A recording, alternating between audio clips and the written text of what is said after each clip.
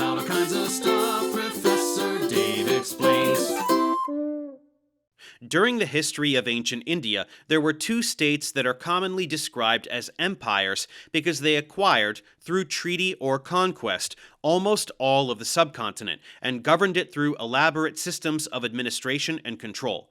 These states were the Mauryan Empire of the 4th through 2nd centuries BCE, which we discussed in the previous tutorial, and the Gupta Empire of the 3rd through 6th centuries CE, but these were the exception rather than the rule, and in the years between and after them, India generally consisted of many small states, which were ruled by family dynasties or tribal leaders.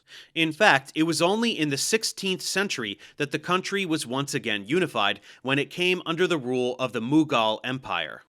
The last king of the Maurya family, Brihadratha, was assassinated in 185 BCE by a general named Pushyamitra Shunga, who founded his own dynasty, which is now known as the Shunga Empire.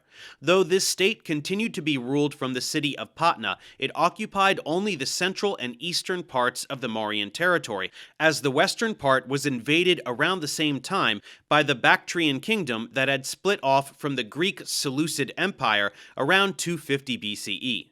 Until 180, the Bactrians had occupied what is now Afghanistan, Uzbekistan, and Tajikistan, but their expansion into Indian territory resulted in the creation of an Indo-Greek kingdom in Central Asia and the northwest part of the subcontinent, which lasted for the next 200 years, and fought at times with the Shungas and with Kalinga, which was once again an independent state.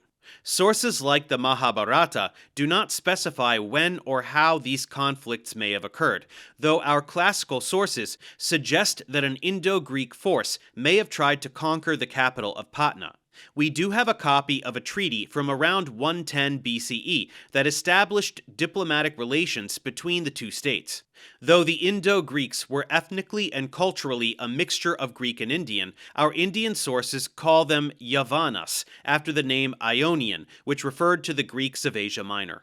According to our Buddhist sources, Pushyamitra was a Brahmin follower of Vedic traditions who was opposed to the Mauryan support of Buddhism.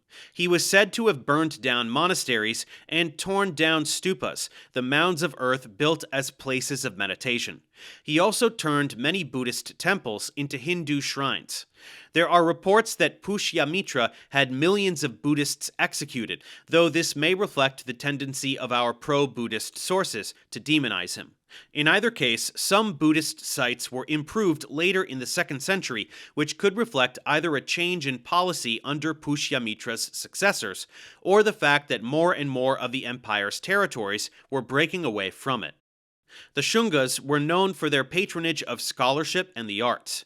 It was during this time that the Bhagavad Gita, the dialogue between the god Krishna and the prince Arjuna, was composed, which became the centerpiece of the Mahabharata. Another work from the time was the Mahabhasya, an important work about the rules of Sanskrit grammar. Pushyamitra ruled for about 35 years, and was followed by his son Agnimitra, who ruled for 8 years. Judging by the inscriptions from the period after his death and from the coins minted by new dynasties, it was then that the empire's possessions began to secede and create their own independent states. The last Shunga king, Devabhuti, was killed in 75 BCE by one of his ministers, Vasudeva Kanva, who established his own dynasty. He and his family ruled more or less the same area as the Shungas for a total of 45 years.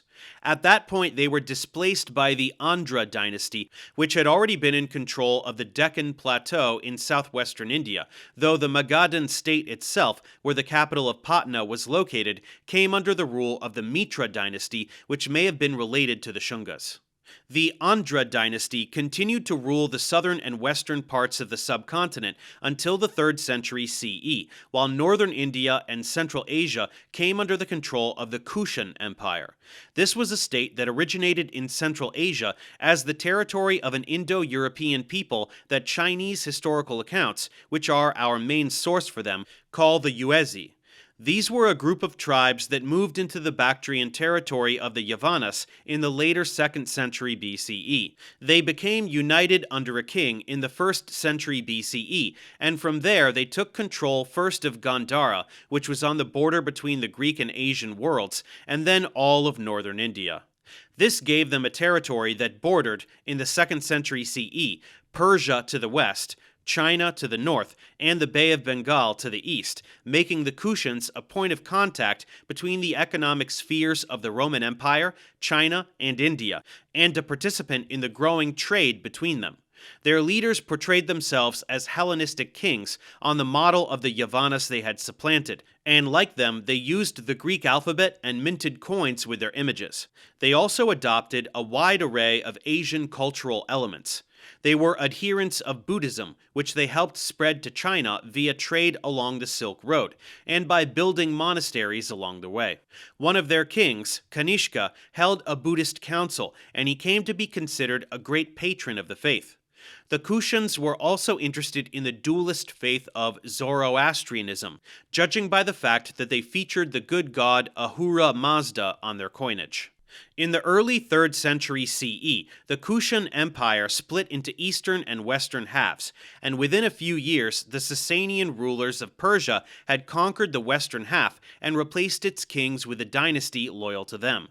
At the same time, the eastern half was disintegrating into a group of small kingdoms, which were conquered in the middle of the 4th century CE by Samudragupta, the second king of the Gupta dynasty, which either displaced the Kushans or took advantage of their disappearance. The Guptas were a family from the north of the country whose kingdom had been small until their third king, Chandragupta, married a princess of the Licchavi state around 325 CE and began to call himself King of Great Kings, rather than simply Maharaja or Great King. The titles, conquests, and activities of the Guptas are based primarily on their honorific inscriptions and the gold coins they issued. The inscriptions tell us about their military victories, while the coins show us how they wanted to portray themselves and the language and imagery they preferred to use. The places where the coins of particular rulers have been found in large numbers also give us some idea about the borders of the many kingdoms, small and large, that dotted the subcontinent in the 1st centuries CE. Around 350 CE, Chandragupta's son Samudragupta used his forces to expand the boundaries of the empire first into northern and then central India. The Gupta army was different from previous Indian armies in that it had heavy armed cavalry soldiers and archers, as well as archers on horseback of the sort the Persians had. It also had chariots and a fleet of ships. Samudragupta also made the kings and tribal chiefs of the area he did not conquer into his vassals, according to the inscriptions that celebrate his accomplishments, and he performed the Ashvamedha ceremony, in which a horse was allowed to wander free for a year, and everywhere it went was claimed as part of the king's domains. Samudragupta's son, who was also named Chandragupta, continued his father's campaigns in the years between 375 and 415, expanding the empire's borders from Pakistan in the west to Bengal in the east and the Arabian Sea in the south.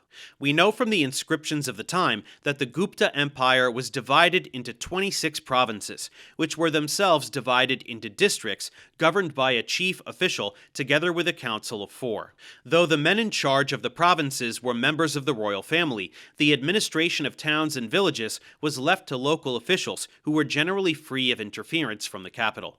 We also have some information about Gupta administration from the account of a Chinese Buddhist named Faxian, who visited India at the beginning of the 6th century. He describes a safe and secure environment in which people traveled freely and were not oppressed by the authorities. Lawbreakers were penalized with fines rather than the corporal punishments sometimes used by the Mauryans. The system of taxation was also less burdensome than it had been in the past. Only people who farmed state land were required to give a part of their crop, and craftsmen were taxed less than they had been before. Revenue from farmland was the Gupta state's main source of income, and in principle it owned all of the empire's farmlands, though it rented them out under a variety of arrangements which gave gave the farmer total or partial rights over the property and its income. It also increased the stock of available farmland by enhancing the country's irrigation system, and farmers who reclaimed barren land were allowed to keep it without having to pay any rent. Though Chandragupta's coins portray him as a worshipper of the traditional Hindu deity Vishnu, he tolerated Buddhists and Jains as well. In fact, both of these groups became famous for the religious sculptures and paintings they created during this period. The Buddhist art of the time, which had been influenced by the Greek visual arts in the Indo-Greek region of Gandhara, went on to shape the art of Central, East, and Southeast Asia. Chandragupta's reign and the Gupta period in general are considered a time when literature, scholarship, and the arts reached a peak that has influenced Indian culture ever since, and its painting, sculpture, and architecture were important for the development of artistic styles in places like Burma, Malaysia, and Thailand, which, as the Roman Empire was coming to an end, were becoming important markets for fine Indian crafts, like textiles of various kinds, leather, ivory, and metalwork. Chandragupta's court hosted a group of men known as the Navaratna, or Nine Jewels. They were mathematicians, scientists, and poets. Among them was Aryabhata, a mathematician and astronomer who wrote about subjects like algebra, trigonometry, and quadratic equations. He also designed a system of notation that used the syllabic characters of Sanskrit to represent even very large numbers by substituting consonants for the numbers 1 through 25 and vowels for powers of 10, so that each syllable would stand for a single digit and indicate which column it belonged in. Another of the jewels was the poet and playwright Kalidasa, who, like the playwrights of classical Greece, based his work on ancient myths like the Vedas and the Mahabharata. Chandragupta's son Kumaragupta ruled from 415 to 455.